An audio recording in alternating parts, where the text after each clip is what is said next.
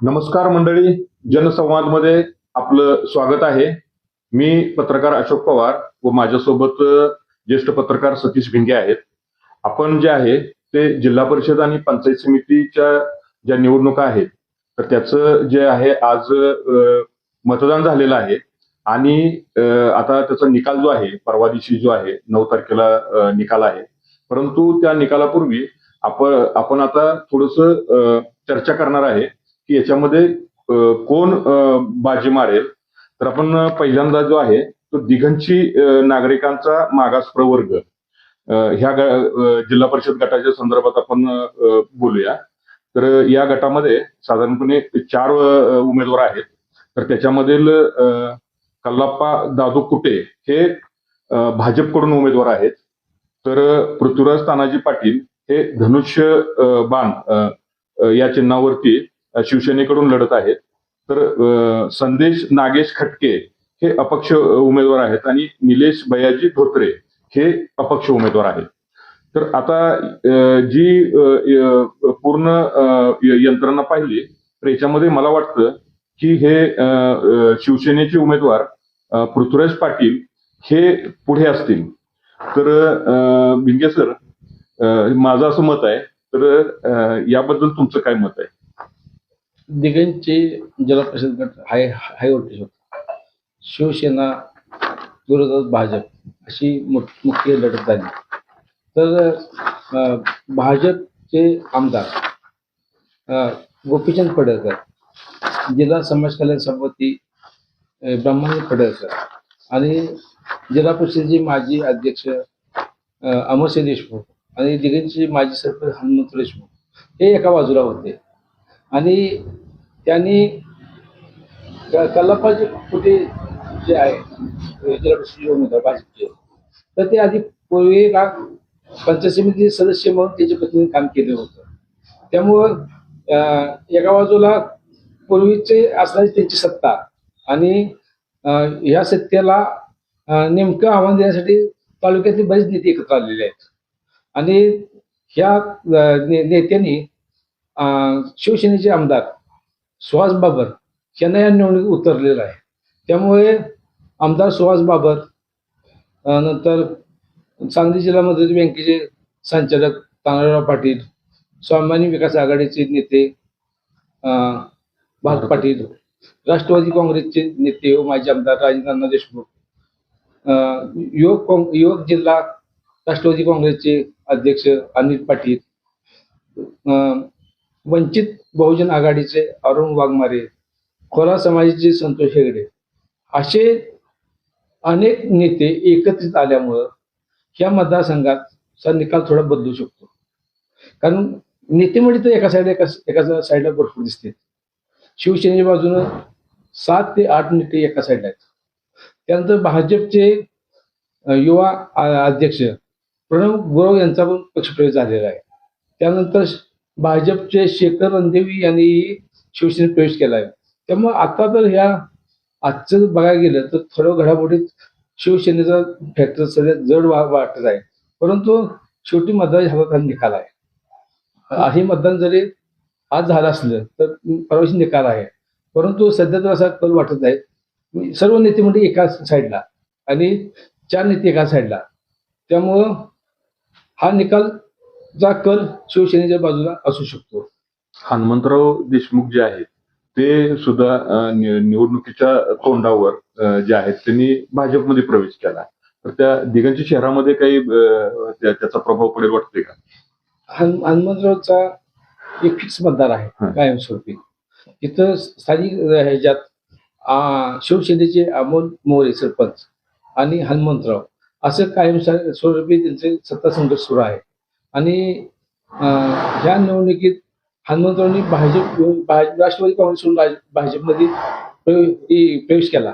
त्यामुळं असं जर असलं तर विरोध पार्टीला की शिवसेनेची नेतेमंडळी संख्या जास्त वाटते. त्यामुळे ह्याच्यात थोडं शिवसेने पार्टी जर वाटू शकतं. मोठ्या मोठ्या गावाची काय स्थिती आहे तिथं? प्रॉपर दिघंची जो गाव आहे त्या मतदारसंघात 2 उमेदवार पंचमी गणातील उमेदवार ओबीसी समाजातले आहेत, दोन्ही माई समाजातले आहेत.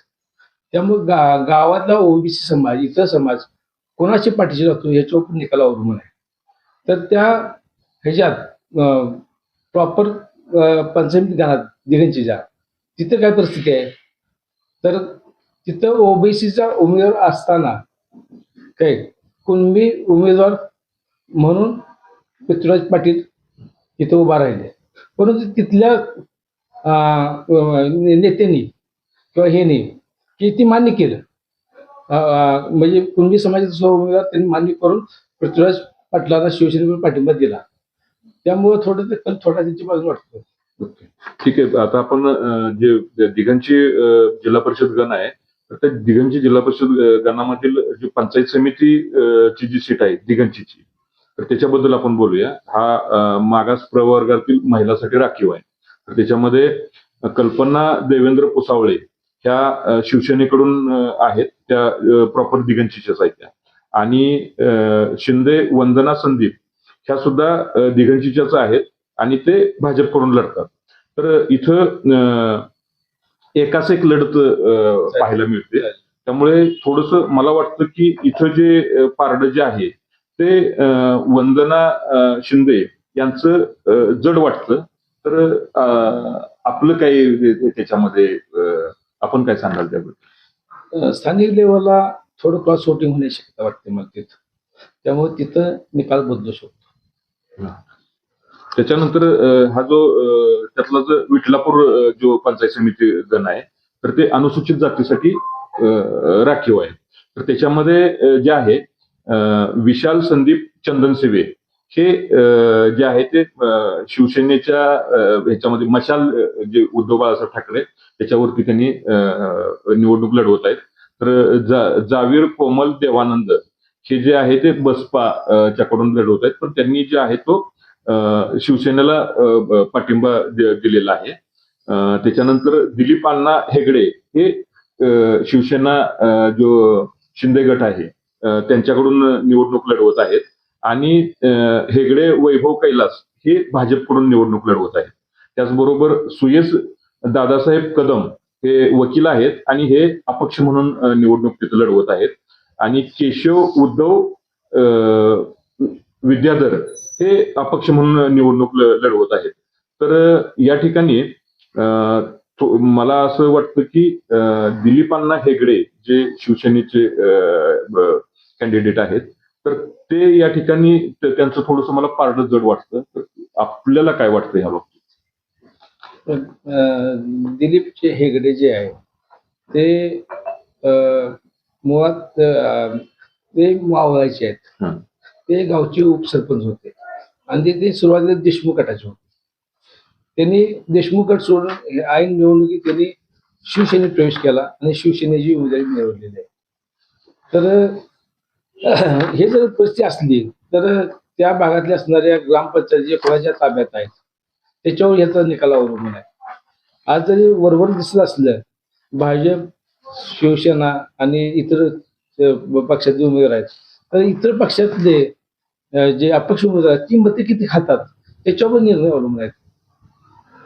त्या ठिकाणी बरेचसे उमेदवार उभा आहेत, त्यामुळे ती मते किती खातात त्याच्यामुळे सुद्धा कुणाला फटका बसेल हे सांगता येत नाही. आज त्याच्यामध्ये निकाल बदलू शकतो. आपण आता एक सगळ्या महाराष्ट्राचं ज्या मतदारसंघाकडे लक्ष लागलेलं आहे, तर तो मतदारसंघ निंबवडे जिल्हा परिषद गट आहे आणि हा सर्वसाधारण महिलांसाठी राखीव आहे. याच्यामध्ये एकाच एक लढत आहे. याच्यामध्ये पडळकर माधवी ब्रह्मानंद ह्या ज्या आहेत भाजपकडून निवडणूक लढत आहेत आणि मोठे विद्या सचिन ह्या ज्या आहेत ते शिवसेनेकडून निवडणूक लढत आहेत.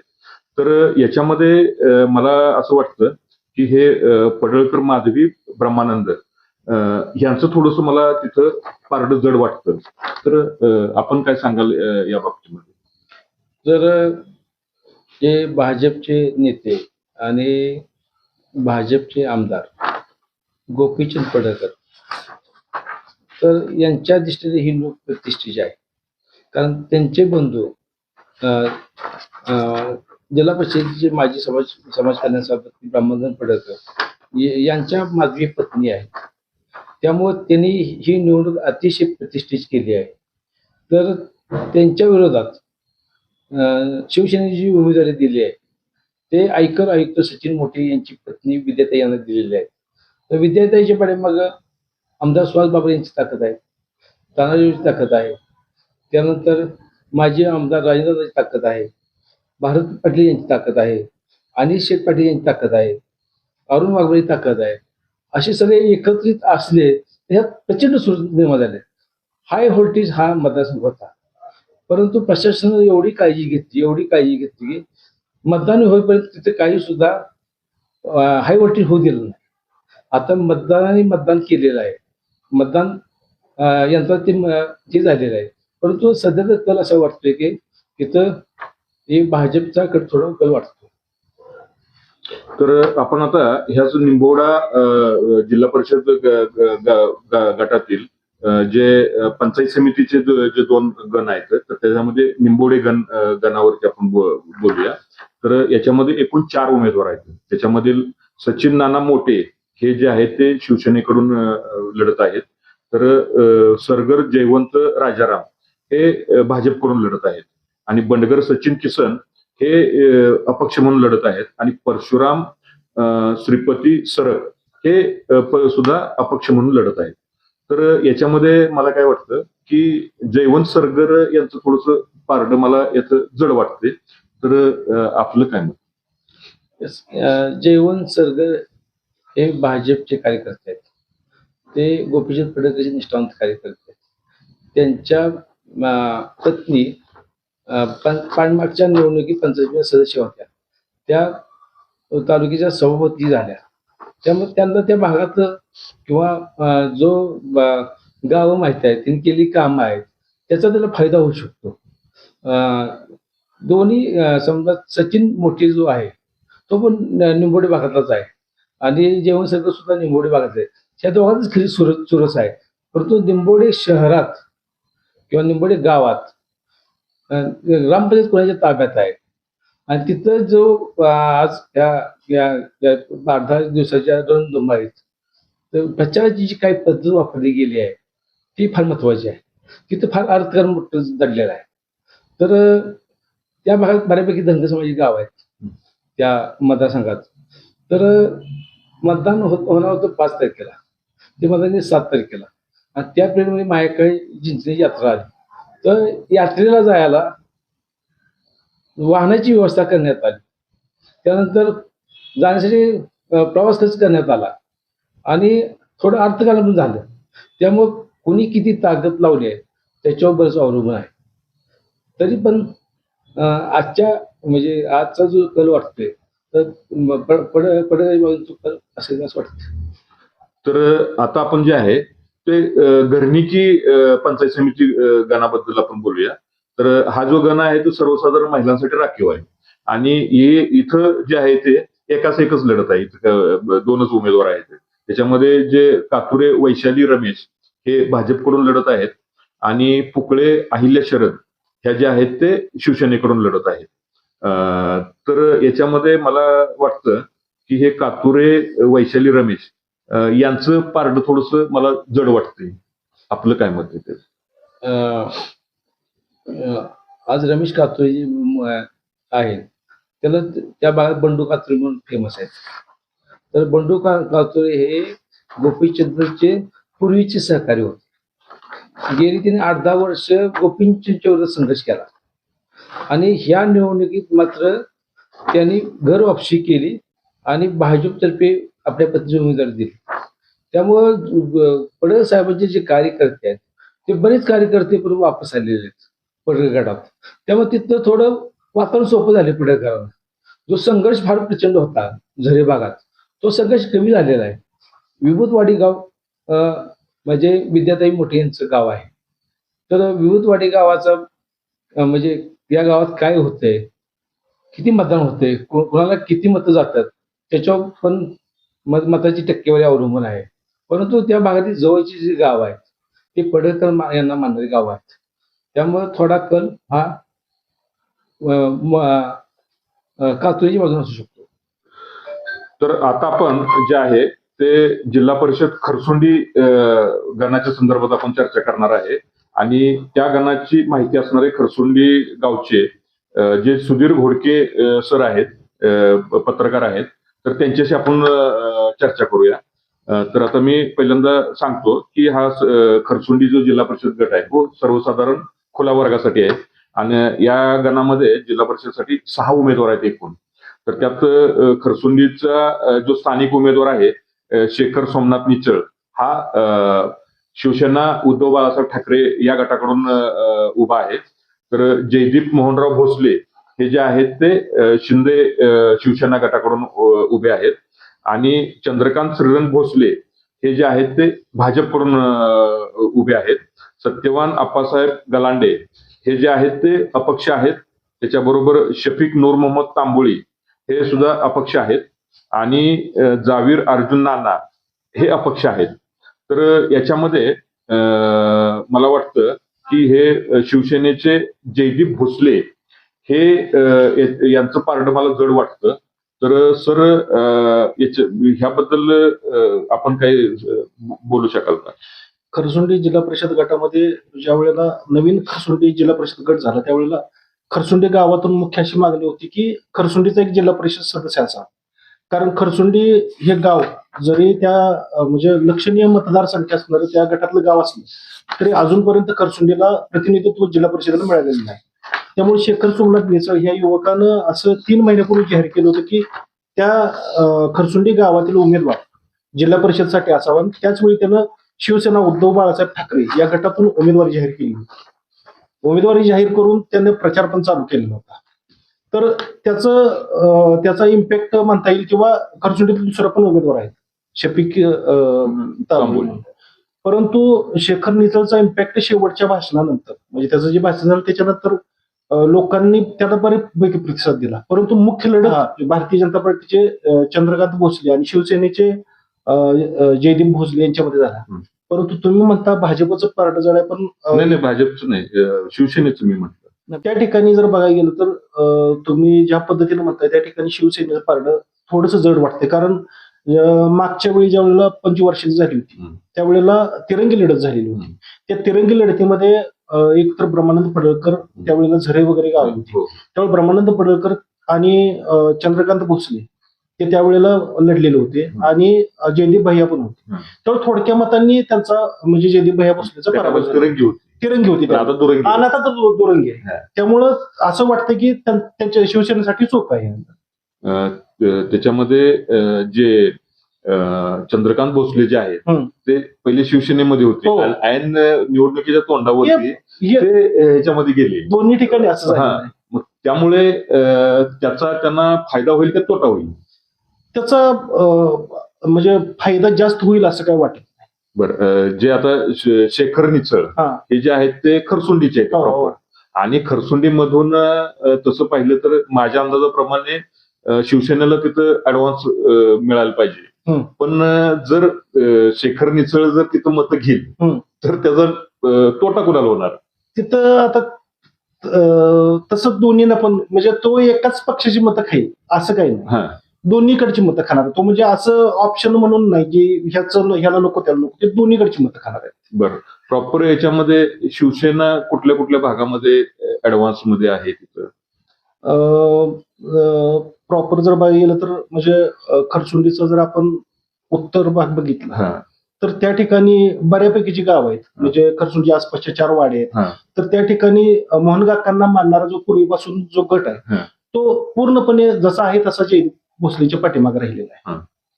त्यानंतर शिवसेनेमध्ये त्यांनी प्रवेश केल्यानंतर शिवसेनेचा जो ऑलरेडी गट आहे तो पूर्ण ताकदीनं जयदीप भोसलेंच्या बरोबर राहिलेला आहे. म्हणजे तिथं अजिबात काही फटाफट झालेली दिसली नाही, वरकरणी तर दिसलेली नाही.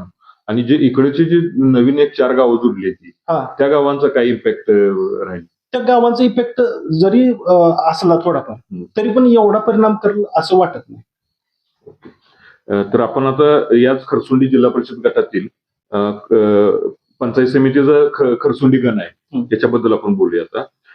तर त्याच्यामध्ये हा जो गण सर्वसाधारण महिलांसाठी राखीव आहे खरसुंडी. तर त्याच्यामध्ये मीनाक्षी उमेश पुजारी ह्या शिवसेनेकडून उभा आहेत आणि लता अर्जुन पुजारी ह्या भाजपकडून उभा आहेत.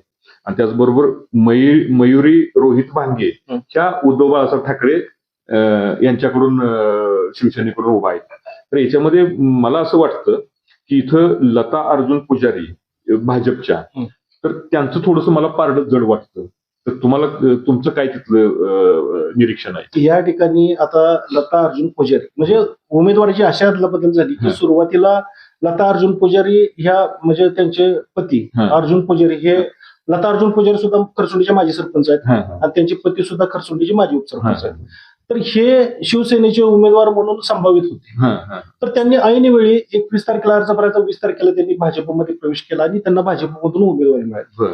आणि ज्यांनी म्हणजे भाजपचे निष्ठावंत असतील राहुल पुजारी त्यांच्या पत्नी अंजली पुजारी यांनी तिथून भाजपमधून उमेदवारीची मागणी केली होती. त्यानंतर डॉक्टर ज्या मीनाक्षी पुजारी आहेत त्यांनी सुद्धा तिथून उमेदवारीची मागणी केली होती. परंतु ऐनवेळी अर्जुन पुजारीची उमेदवारी पुढे आल्यानंतर म्हणजे लता अर्जुन पुजारीची उमेदवारी पुढे आल्यानंतर त्यांनी उमेदवारीसाठी चाचपणी केली आणि शिवसेनेत प्रवेश केला. शिवसेनेमधून त्यांची उमेदवारी जाहीर झाली. म्हणजे एक विचित्र वळण असं आलेलं आहे की जे पारंपरिक विरोधक आहेत ते पक्ष बदलून पारंपरिक विरोधांना ज्याच्या विरोधात आपण लढलो त्यांचा प्रचार करावा लागला. त्यामुळे खरसुंडी मधला निकाल एक वेगळाच निकाल असू शकतोय. तिथं निश्चितपणे सांगणं आता असं अशक्यच आहे की कोण निवडून येईल. हे ज्या वेळेला परवा दिवशी मतपेढी उघडल त्यावेळेला हा निकाल कळू शकेल. आता त्याच गटामधला निलकर्जी सर्वसाधारण महिलांसाठी राखीव असलेला गट आहे पंचायत समितीचा. तर त्याच्यामध्ये एकूण 3 उमेदवार आहेत. त्याच्यामध्ये अंजली अजित खंदारे हे शिवसेनेच्या उद्धव बाळासाहेब ठाकरे यांच्याकडून लढत आहेत. तर मारगुडे पौर्णिमा विजय ह्या ज्या आहेत त्या भाजपकडून लढत आहेत आणि सुनीता दत्तात्रय सरगर ह्या ज्या आहेत ते शिवसेना शिंदे गटाकडून लढत आहे. तर याच्यामध्ये माझं असं मत आहे की सुनीता दत्तात्रय सरगर ज्या शिंदे सेनेच्या उमेदवार आहेत तर त्यांचं थोडंसं पारडं जड वाटते. तर आपलं काय निरीक्षण आहे? नीलकंठजी भाग पहिल्यापासून मोहन काका भोसलेचं प्रभुत्व असलेला एक मतदारसंघ. त्या मतदारसंघातली जी पारंपरिक निष्ठावान म्हणजे त्यांच्याबरोबर राहणारे लोक आहेत की त्यांची साथ सोडला असं तर सध्या चित्र नाही. त्यामुळे तुमचं जे प्रेडिक्शन तुमचं जे म्हणणं आहे की शिवसेनेचं पारडं जड आहे तर तसं असू शकतं. ओके. तर आता आपण शेवटचं जे गण आहे तो करगणी याच्या जिल्हा परिषद जो गण आहे त्याच्याबद्दल आपण चर्चा करूया. याच्यामध्ये साधारणपणे 5 उमेदवार आहेत. तर त्यामधलं राहुल रामचंद्र गायकवाड हा एकमेव काँग्रेसचा उमेदवार आहे तालुक्यातला. त्याच्यानंतर राजेश रामचंद्र जाधव हे मनसेचे उमेदवार आहेत. त्याच्यानंतर विनायक मारुती मासाळ हे जे आहेत ते राष्ट्रवादी काँग्रेस अजित पवार गटाचे उमेदवार आहेत. आणि दादासाहेब आनंद होबाले हे जे आहेत ते भारतीय जनता पार्टीचे उमेदवार आहेत. त्याच्यानंतर धनाजी तुकाराम जावीर हे जे आहेत ते अपक्ष निवडणूक लढवत आहेत. याच्यातलं जे विनायक मारुती मासाळ हे जे राष्ट्रवादीचे उमेदवार आहेत तर यांचं पारडं मला थोडंसं जड वाटतंय. तर सर तुम्ही काय सांगाल? तर विनायक मासाळ हे राष्ट्रवादी काँग्रेसचे राज्याचे उपाध्यक्ष आहेत. ते प्रदेश उपाध्यक्ष आहेत आणि राज्याचे उपमुख्यमंत्री अजित पवार यांचं नुकतंच निधन झालं. त्याचा सहानुभूतीचा फायदा त्याला मिळू शकतो. आणि ही जी सीट आहे विनायक मासाळांची तर आटपाडीत ज्यावेळेस राजकीय घडामोडी चालू होत्या म्हणजे जिल्हा परिषद उमेदवारी चालल्या होत्या त्यावेळेस शिवसेनेची युती करण्याच्या संदर्भात अजित पवार यांनी सुहास बाबरांना सांगितलं. अजित पवारच्या शब्दा खातर सुहास बाबरांनी ही राष्ट्रवादी काँग्रेसला उमेदवारी दिलेली आहे. आणि ह्या उमेदवारी पाठीमागं माजी आमदार राजेंद्र देशमुख राष्ट्रवादी काँग्रेसचे आहेत त्यांची पण ताकद आहे पाठीमाग उमेदवारीमुळे.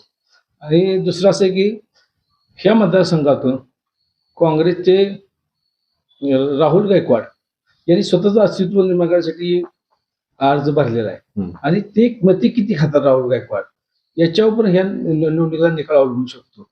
आणि प्रॉपर करगणी ग्रामपंचायत हे भाजपकडे आहे.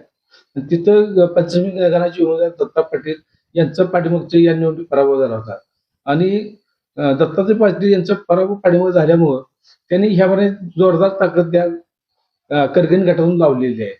आणि दुसरं असं की तिथं ग्रामपंचायत जरी वनमानीच्या ताब्यात असली तरी तिथं दत्ता पाटलाचं अनुभव कामाचं हे स्वरूप घेतला तर ते शिवसेना आणि राष्ट्रवादी अशी युती असल्यामुळं थोडं ते तुम्ही म्हणता तसं होऊ शकतं. परंतु शेवटी ही निवडणूक आहे. भाजपनं सुद्धा आटपाडी तालुक्याची निवडणूक ही राजकीय प्रतिष्ठित केली आहे. त्यात आमदार गोपीचंद पडळकर, जिल्हा समाज कल्याण सभापती ब्रह्मानंद पडळकर, जिल्हा परिषदेचे माजी अध्यक्ष अमरसिंह देशमुख ह्या भाजप नेत्याची प्रतिष्ठा पणा लागलेली आहे. आणि त्यामुळं आज जरी असं बरोबर वाटत असलं की राष्ट्रवादीकडे ही उभी जाईल परंतु निकाल काय सांगता येत नाही. तर साधारणपणे काय झालंय याच्यामध्ये की हा जो ओपन गट आहे, ओपन गटामध्ये साधारणपणे हे जे मुख्य उमेदवार आहेत ते ओबीसीचे आहेत आणि त्याच्यामध्ये ओपनची मतदारसंख्या खूप जादा आहे. त्याच्यामध्ये राहुल गायकवाड हे आहेत ते शेटफळचे, तर त्यांनी तिथं जिल्हा परिषदेसाठी त्यांनी अर्ज भरलेला आहे. तर आता ह्या जिल्हा परिषदेचा जो राहुल गायकवाडांचा जो प्रभाव आहे तो याच्यामध्ये काय प्रभाव पाडू शकतो आता म्हणजे माझं म्हणणं आहे ह्याच्यावरती काही पाणी फिरू शकतो का ह्याच्यावरती? कसं तिथं शेटप असू दे, पात्रीवाडी असू द्या, माळीवाडी असू द्या, तडोळ असू द्या, ही गावं मराठा समाजाची आहेत. बाकीची गावं बऱ्यापैकी धनगर समाज, इतर ओबीसी समाज गाव आहे. प्रॉपर करगणी जो गाव आहे ते इतर समाज अधिक असं आहे, म्हणजे एकत्रित सगळं आहे. लोणारा समाज आहे, धनगर समाज आहे, फार मोठ्या प्रमाणात आहे. तिथं ओबीसी जरी ह्यांनी उमेदवार दिला असला तर तिथं ओबीसी उमेदवार देणं योग्य होतं माझ्या हिशोब करता. तर भाजपचे पडळकर यांनी किती ताकद लावली आहे त्याच्यावरती निकाल लावू नये, कारण हा गट पहिल्यांदा भाजपकडे होता.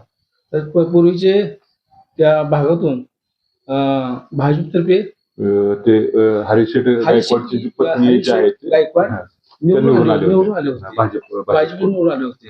त्यामुळे हा मतदारसंघ त्यांच्याकडे राहील या दृष्टीने त्यांनी भरपूर प्रयत्न केले आहेत, ती ताकद लावलेली आहे.